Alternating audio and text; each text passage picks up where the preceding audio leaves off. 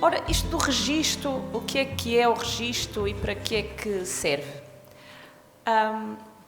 Há dois conceitos em relação ao... Claro que o registro serve para nós termos um ficheiro onde sabemos informação sobre qualquer coisa. Neste caso, queremos saber informação sobre as crianças com cancro em Portugal. Conceptualmente, há dois tipos de registro. Um mais virado para a parte clínica, em que se pretende saber pormenores da doença de cada criança, que tradicionalmente são mais centrados nos hospitais e pretendem que os hospitais possam fazer alguma avaliação do trabalho que estão a fazer.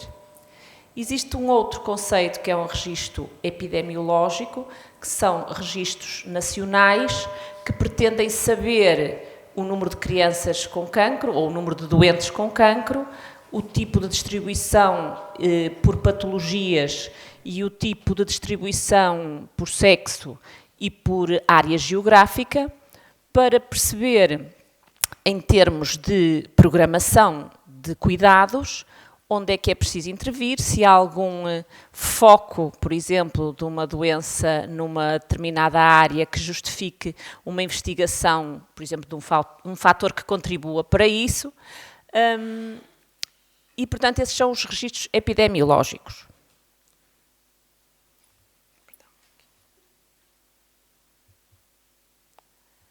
Em relação a Portugal, o registro pediátrico, o registro oncológico nacional foi criado, sobretudo, com objetivos de registro epidemiológico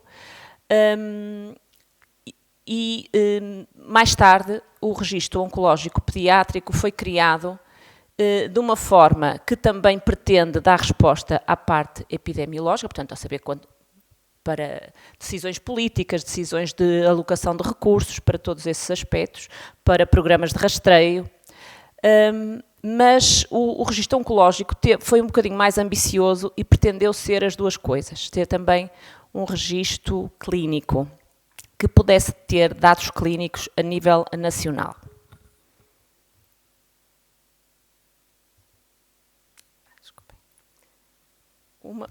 Uma situação que eu acho que é importante salientar é esta parte final. Portanto, que a divulgação dos dados nos registros tem o objetivo de ter uma divulgação de caráter geral, que toda a gente possa ter acesso. E, portanto, que haja a emissão de um relatório anual destes dados. Isto no conceito do registro epidemiológico. Portanto, voltando aqui ao registro pediátrico, portanto, pretendia-se não só saber quantos meninos eram, quantos anos doentes por ano, que tipo de doenças é que tinham e que tipo de resultados é que existiam, mas também permitir que estes dados pudessem favorecer os estudos clínicos, fazer uma avaliação de resultados, permitir comparar com o seguimento de outros grupos internacionais e ter dados para integrar também na rede europeia de centros de referência. A classificação dos tumores na pediatria não é igual à dos tumores no adulto. O adulto, os tumores são muito mais classificados por área onde aparece. É o tumor da cabeça e pescoço, é o tumor do abdômen, é o tumor da próstata, portanto, muito mais relacionado com o órgão. E na criança, os tumores são muito mais classificados pelo tipo de células que estão envolvidas. Portanto, estes são os grupos classicamente usados para a definição das patologias em pediatria. É uma classificação internacional que está a ser inserida no nosso registro oncológico pediátrico. Para vos dar assim uma noção do que é isso do registro, é assim um ficheiro que tem vários campos, tem uma área como este exemplo que é da identificação. Estes quadradinhos que aparecem em azul são aqueles que são os dados obrigatórios a introduzir antes de se gravar qualquer coisa, depois é possível acrescentar mais coisas, mas tem uma fase inicial obrigatória. Registro de informação relativa ao próprio tumor, onde é que ele está, qual era a morfologia, quando é que foi o diagnóstico. Em relação ao diagnóstico, o que é que levou ao diagnóstico? Se foi o exame de imagem, se foram a histologia, se foram outro tipo de exames. Que exames é que fizeram concluir o diagnóstico? Também o tratamento que foi utilizado, o que é que se fez e os vários tempos em que ele foi feito, tem que ser introduzido. E depois uma fase do estado atual da criança, se está viva sem doença, se está viva mas está em tratamento, ou se infelizmente faleceu e a data de falecimento. Estes vários quadros que eu vos trago pretendem mostrar o quê? Há muitos campos a preencher, há muita informação a introduzir antes de poder gravar seja o que for. É um processo que é um processo demorado, mesmo atendendo aos dados básicos. E é um processo que carece de que as pessoas que estão a introduzir os dados saibam bem o que estão a fazer, saibam classificar nesta lista de patologia, saibam definir quais são os exames importantes e onde é que os têm que inserir, portanto, precisam ser pessoas com algum treino. Foi o entendimento e foi feito um esforço com o CUME numa reunião que aconteceu com a tutela, em que foi definido que haveria disponibilidade para a contratação de um profissional dedicado a esta área para cada centro com oncologia. Esse processo tem sido gradual. Neste momento, o pediátrico de Coimbra não tem ainda registador, não tem essa pessoa, e isso dificulta muito a atualização dos dados. Portanto, os dados que eu vou apresentar a seguir são os dados possíveis e saíram cá para fora, independentemente de serem dados completos ou não completos, porque há uma obrigação de ter um relatório anual. Portanto, nós, se não tivermos dados nenhuns, não podemos raciocinar sobre eles. Se tivermos alguns e concluirmos que estão incompletos, podemos fazer alguma coisa para tentar que eles sejam mais completos no próximo relatório anual. Assim, os dados que saíram reportam a incidência entre 2010 e 2019, portanto é uma década, e dos doentes até aos 15 anos. E porquê é que só até aos 15 anos? Como os registros são registros populacionais, a incidência em determinado grupo etário tem que ser comparada com a população geral desse grupo etário. Em epidemiologia, os grupos acima dos 15, portanto é dos 15 aos 19 anos, e isso dificulta muito, porque o registro oncológico é só até aos 18, que é a idade da pediatria. Portanto, esse grupo, além dos dados do registro oncológico, terá dados do registro nacional, que são os entre os 18 e os 19 anos. Portanto, há aqui alguma dificuldade em juntar esses dados e por isso é que se optou por fazer só até aos 15. Isto está-me a dar cabo das costas, mas pronto, vocês assim.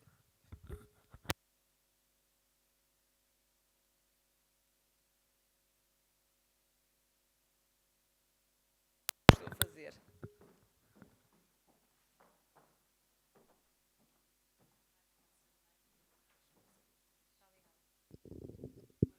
Assim está.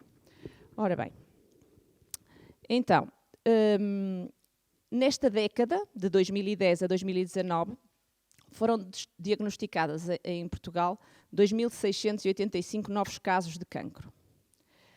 A distribuição entre meninos e meninas foi muito semelhante, um ligeiro predomínio do sexo masculino. E Os 3 principais tipos de tumores foram aqueles que estão reconhecidos na literatura e que se conhece de outras realidades como os mais frequentes, que são as leucemias, os tumores do sistema nervoso central e os linfomas. O grupo etário com maior taxa de incidência foi o grupo com idade inferior a 1 ano.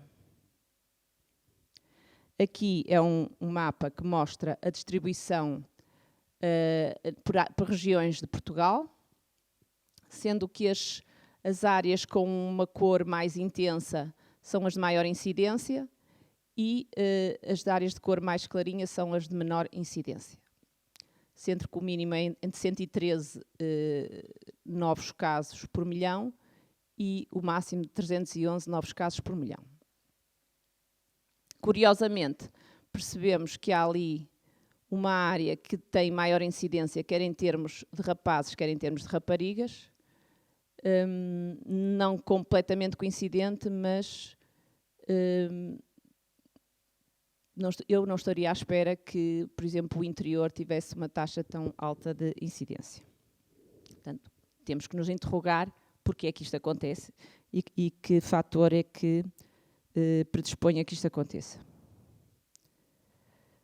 Depois mostro aqui um gráfico que é a evolução da taxa de incidência durante essa década, 2010 a 2019. Nota-se, e quem trabalha em oncologia pediátrica apercebe-se disso, que há anos em que há mais meninos, há anos em que há menos meninos, não sabemos exatamente porque é que isso acontece. Ali parece haver uma ligeira diminuição nos últimos 2 anos, 2018 e 2019, mas depois também já com uma tendência para subida. É preciso tentar perceber se isto é real, se há alguma falta de registro. Depois de termos os dados, por exemplo, aqui de Coimbra, foi assumido que provavelmente faltam alguns casos, porque em Coimbra quem está a fazer o registro são os médicos e entre dar assistência, gerir o serviço e fazer registro, isso é uma missão que eu considero impossível, portanto é uma prioridade arranjar um registrador para Coimbra. Em relação à taxa de incidência dos tumores por grupo de diagnóstico, usando aqueles números que vimos há bocado, o que se vê é aquilo que eu disse inicialmente, que de facto os tumores do sistema nervoso central e as leucemias são o grupo de maior incidência, seguido dos linfomas, mas depois os outros tumores sólidos, agrupados em seu conjunto, acabam também por ser um grupo importante, só que muito mais heterogéneo.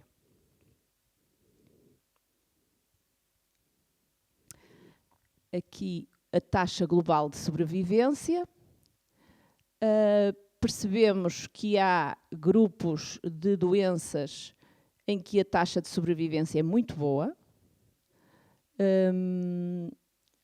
Não há nenhum grupo com menos que o grupo menor é dos tumores ósseos, 69, isto vê-se mal, 69,8%. O que é, de certa forma, correspondente àquilo que nós esperávamos com aquilo que conhecemos da literatura. A taxa de incidência global foi de 180 crianças por milhão, por ano, e comparando essa taxa de incidência global, vamos tentar perceber, já que temos alguns dados, vamos comparar com outros países. Então fizemos uma comparação com países do norte da Europa e países do sul da Europa. A comparação que temos reporta a um período um bocadinho anterior, 2001 a 2010, é o que está publicado, não temos dados depois dessa década. E na Europa do Norte a incidência é de 153 por milhão e na Europa do Sul um bocadinho mais alta, 170 por milhão. Portanto, a nossa será semelhante, um bocadinho mais alta. Falta saber se fosse uma década correspondente, se teríamos o mesmo tipo de incidência. Fomos também comparar a diferença entre a incidência por grupo de diagnóstico e também constatamos que é semelhante, aquele quadro de cima da esquerda, os números são semelhantes, encaixam-se entre o norte e o sul da Europa, e também a diferença entre os meninos e as meninas são mais ou são menos. Há países onde é mais os meninos, países onde é mais as meninas, mas Portugal está um bocadinho no meio, equilibrado, sendo que não há assim nenhum grupo que fuja muito daquilo que é esperado em termos mundiais, que é este quadro aqui debaixo da direita. Depois fomos perceber que aquilo que quase toda a gente quer saber é se em Portugal nós tratamos tão bem como noutros sítios. E, portanto, se os meninos que sobrevivem a esta doença estão a ser bem tratados e, portanto, sobrevivem aqui como sobreviveriam noutro país. Então, fomos comparar também com, neste artigo, dão-nos a taxa de sobrevivência de vários países. Então, fomos comparar entre o país europeu com a menor sobrevivência e o país europeu com a maior sobrevivência. E o que nós podemos ver é que nos 3 principais grupos, portanto, tumor do sistema nervoso central, leucemia e linfoblástica aguda e linfoma, a sobrevivência em Portugal está entre os de menor e os de maior sobrevivência. Portanto, está até muitas vezes mais próxima dos de melhor resultados do que dos de piores resultados.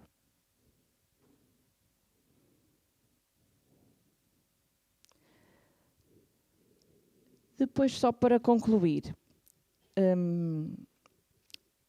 é fundamental para este projeto ir para a frente e poder, é um projeto que foi ambicioso de raiz, mas que tem muitos obstáculos. O passo seguinte é, de facto, que em todos os centros haja recursos humanos vocacionados para esta área. Transmitir-vos um pouco que o registro é complexo, que não são 3 coisinhas que se mete lá, é preciso muitos campos, é preciso consultar o processo, é preciso ter acesso a esses dados. Se não tivermos recursos humanos alocados, provavelmente vamos continuar a ter subregistro. E um outro aspecto é que, sendo um registro com dados pessoais,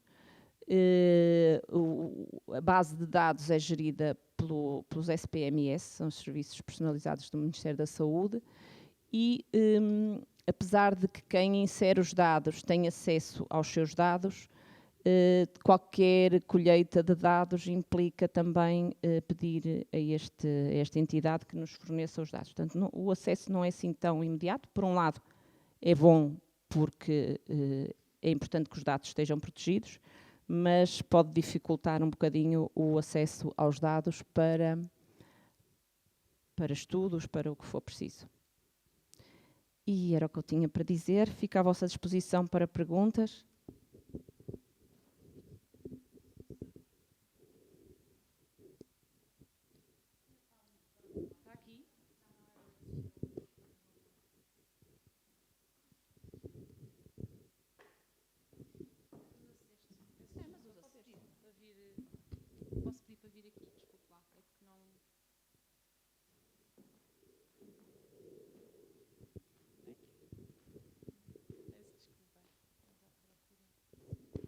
Boa tarde a todos e a todas.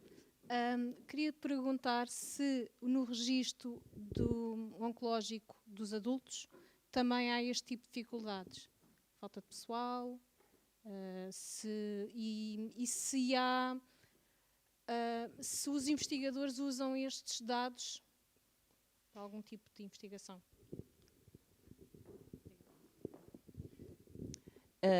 Daquilo que eu sei, também há dificuldades de pessoal para o registro dos adultos, nomeadamente aqui em Coimbra. É a informação que eu tenho.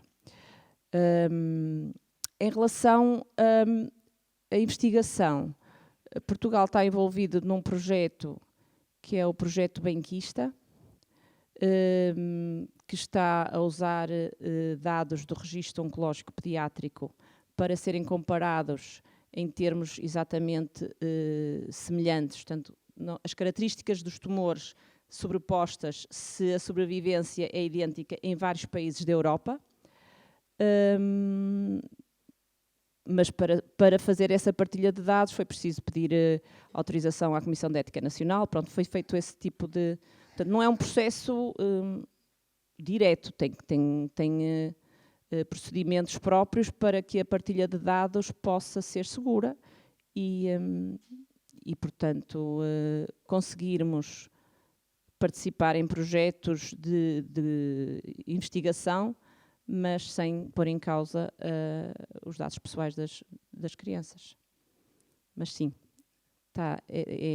já está a ter essa utilidade.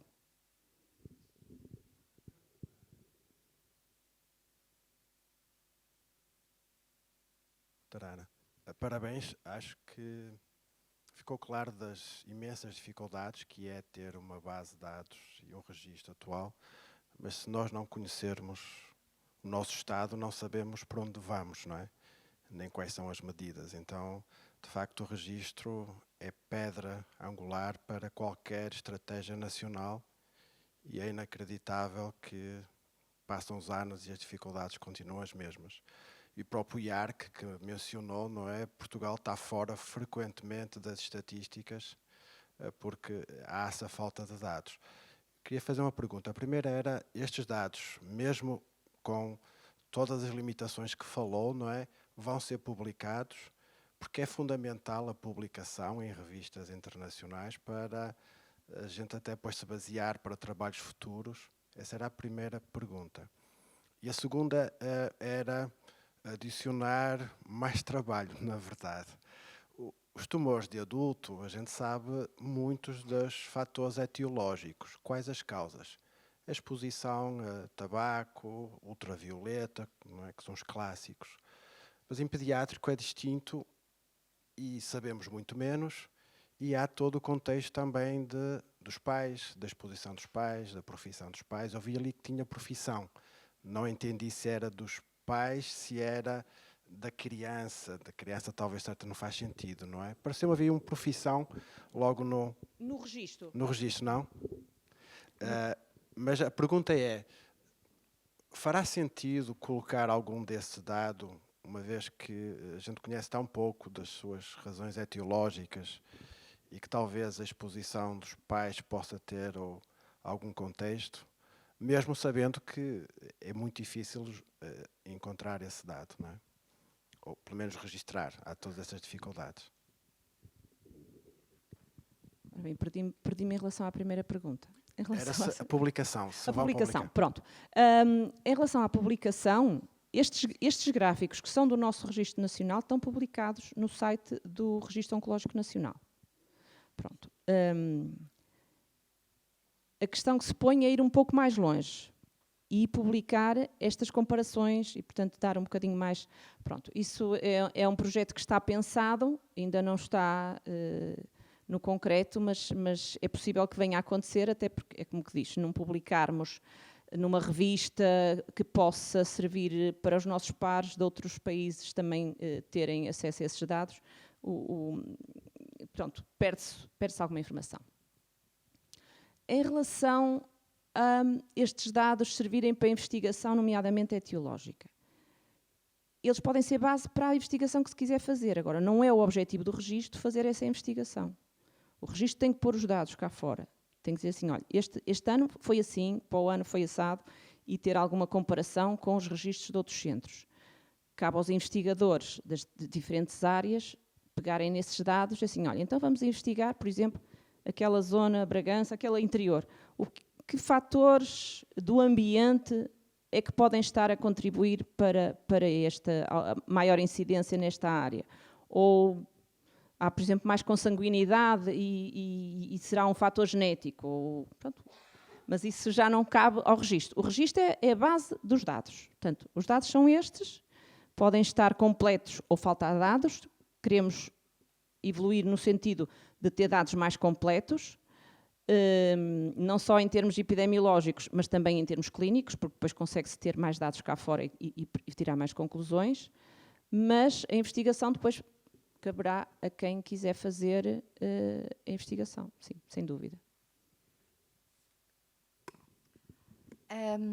Doutora Ana, eu estava, em primeiro lugar, eu gostava de lhe dar os parabéns à equipa que está a tratar deste assunto, porque em 9 seminários da FROC este é o primeiro em que nós temos dados, porque temos andado sempre a falar de que não há dados até, o último dado que nós, ou os últimos dados que nós conhecíamos eram de 2008 ou 2009 e, portanto, eu acho que nós estamos no 9º, não é? E, portanto, é um avanço significativo em termos daquilo que estamos a falar.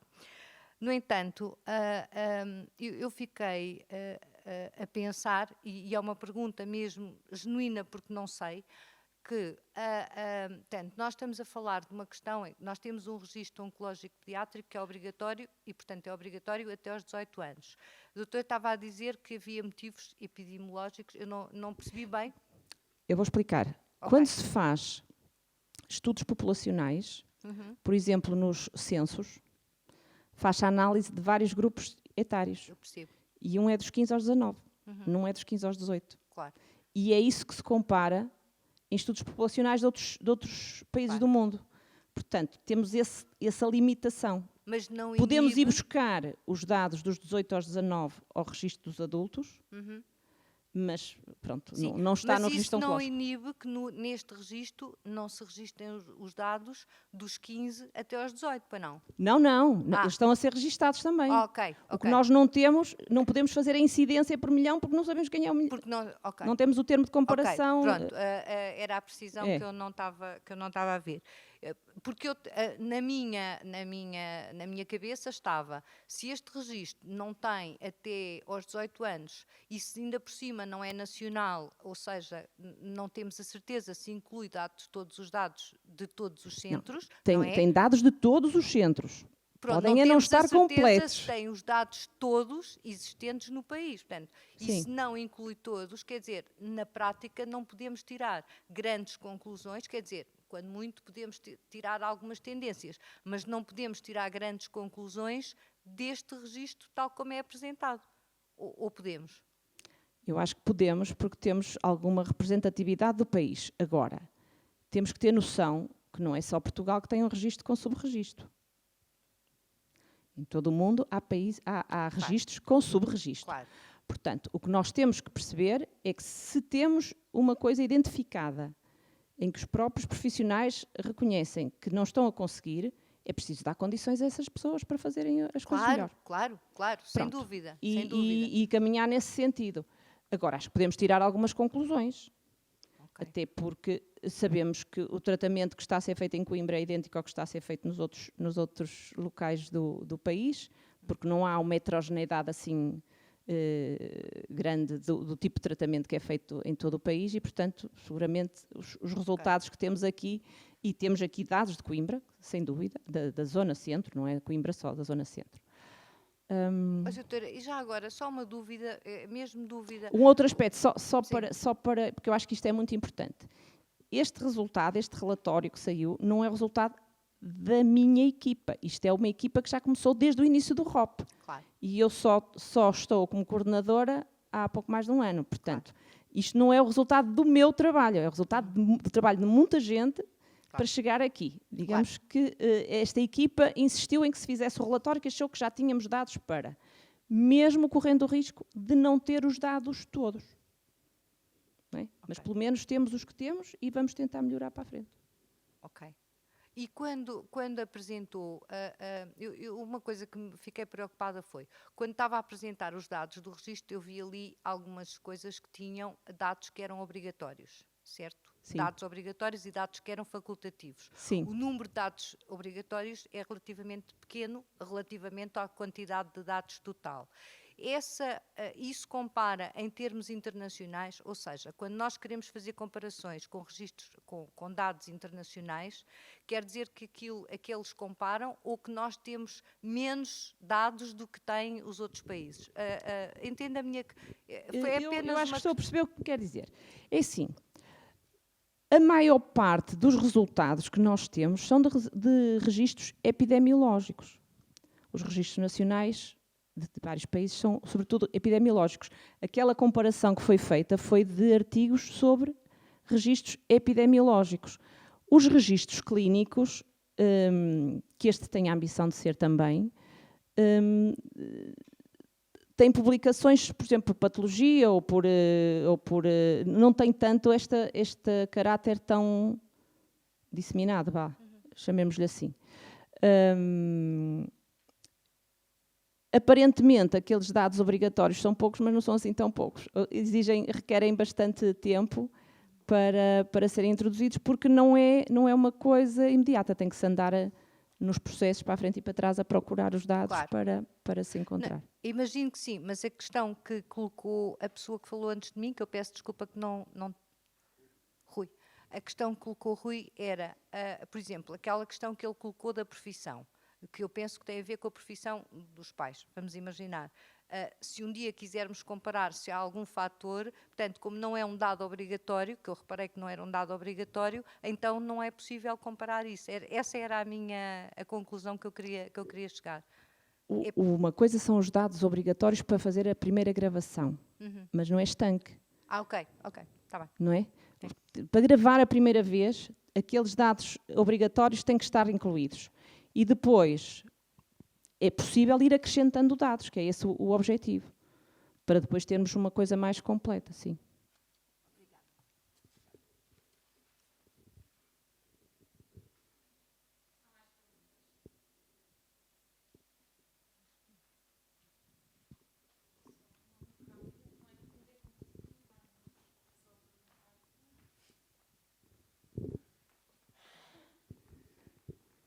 Uma das frases que eu até acho que já hoje foi apresentada, que é: todos os anos há 400 crianças em Portugal que são diagnosticadas com cancro.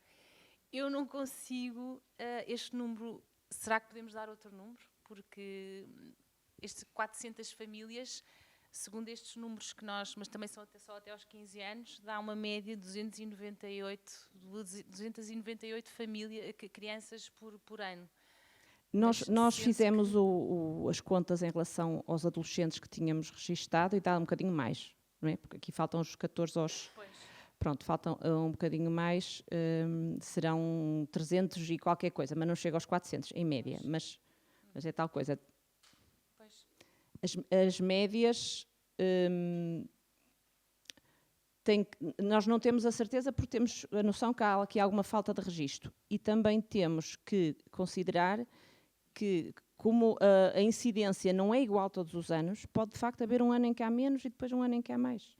E, portanto, interessa que aumentemos o tempo de estudo e de dados para podermos perceber. Mas essa dos 400 já foi da primeira vez que saíram os dados. Esses 400 nós falamos como eternos, até este ano. Nós tínhamos números de 2008, portanto, continuamos nesses números. Mas falava-se também numa tendência de 2% de crescimento, que pelo visto também continuamos a não ver, não se identifica. Mas acho que não temos esses dados. Pois, está bem. Mas também os dados que têm, não dá para dizer que temos uma tendência para reduzir. Pois, acho que os dados ainda estão um bocado incompletos. Acho que aqui o que a Margarida estava a dizer, que há 9 anos que falávamos de dados e de informação, que é importante, mas acho que aqui continuamos. Acho que a conclusão aqui é continuar a lutar para ter os recursos para realmente termos os dados completos, porque sem dados completos não conseguimos comparar, não é? Sim, mas conseguimos comparar alguma coisa. Eu acho que essa é a mensagem, ou seja, porque em relação ao registro, mesmo a nível nacional, não houve sempre o mesmo entendimento. Portanto, houve entendimento de que, enquanto não tivéssemos os dados completos, não podíamos fazer um relatório. Pronto. E se alguma coisa mudou pensámos, não, vamos pôr cá fora o que temos e vamos andar para a frente, tentando ter dados mais completos para a frente. Se essa é a melhor estratégia ou não, isso cabe a quem de direito concluir. Como eu mostrei no início, há uma obrigatoriedade de haver um relatório anual e, portanto, ele tem que sair cá para fora e ter alguns dados, pelo menos os dados que existem. E é óbvio que, a partir do momento que temos os dados e identificamos alguns problemas, vamos andar para a frente para os tentar resolver. Muito obrigada.